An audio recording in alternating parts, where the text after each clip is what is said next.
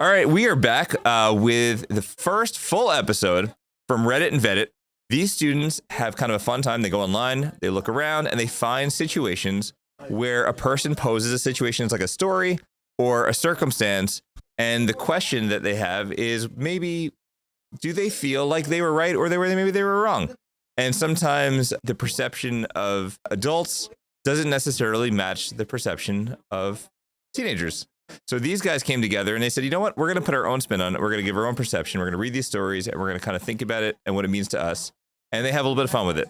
Last time was about churros and this time is about something else. So without further ado, I'm going to pass it along to Reddit and Vettit. On this episode of Reddit and Vettit, we talk about love, money, and even loaning money. Just hang tight. Reddit and Vettit.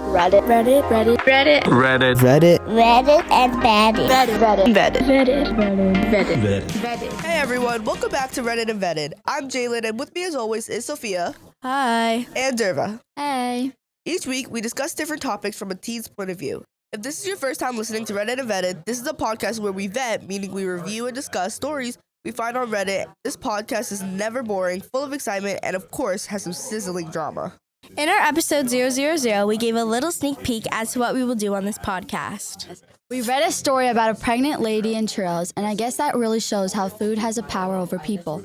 Okay, so we're going to start by reading the article that we have for today, and it is called, Am I the Jerk for Refusing to Lend Money in Public After Being Asked in Front of My Whole Entire Family? So here's the situation. I come from a pretty tight-knit family, and I do okay financially.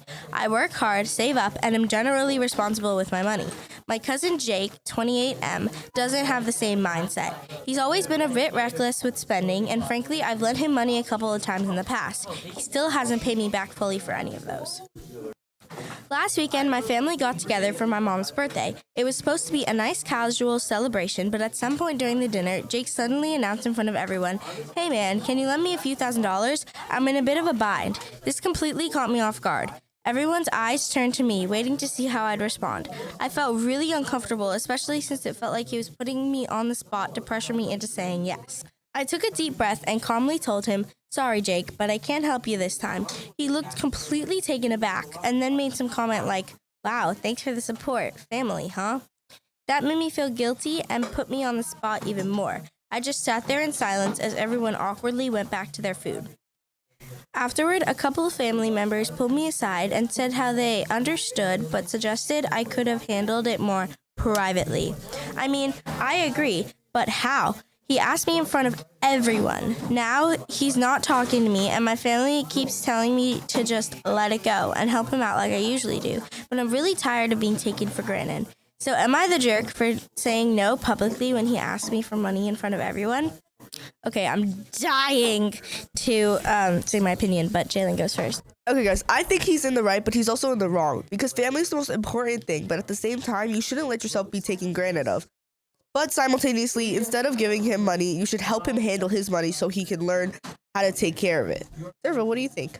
I think he's not in the wrong because his cousin never fully paid him back, and he's being taken for granted because, like, he's not always going to be there for his cousin, like, whenever he's, like, in need of money. So, like, his cousin's going to have to learn how to spend his money wisely, I guess. I think he's in the right because how could he have done it more privately if the other guy was the one asking for it publicly? And I also think that if they want to have an opinion, then they should have the money to back it up.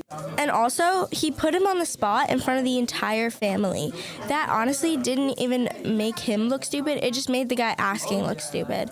Because why would you do that? This is the end of our first story from Reddit, and we all mostly agree that he is in the right, except Jaylen slightly thinks he's in the wrong. Okay, that was fun hearing some opinions from Reddit. Now let's move on to BuzzFeed and hear how people feel about marrying for love or marrying for money. Okay, so this BuzzFeed article is called "Poor People Who Married for Money and Rich People Who Married for Love Are Sharing What It's Really Like and Wow." So the first one is married for money.